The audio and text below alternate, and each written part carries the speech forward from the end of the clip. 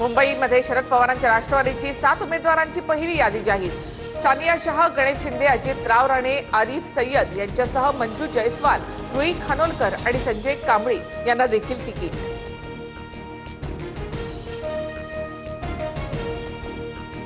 पिंपरी चिंचवड नंतर पुण्यातही दोन्ही राष्ट्रवादींची आघाडी। अजित पवारांची राष्ट्रवादी 125 तर पवारांची राष्ट्रवादी 40 जागा लढवणार। आज अधिकृत घोषणा होणार। पुणे आणि पिंपरी चिंचवडमध्ये घड्याळासोबत जाण्याचा कार्यकर्त्यांचा निर्णय। कार्यकर्त्यांसाठी निवडणुकीत दोन्ही राष्ट्रवादी एकत्र, मात्र घड्याळ चिन्हावर लढणार नाही, रोहित पवारांकडून स्पष्ट।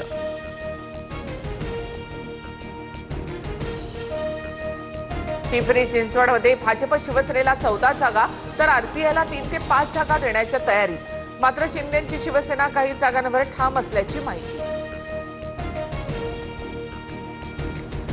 सुप्रीम कोर्टाचे 2 महत्त्वाचे निर्णय।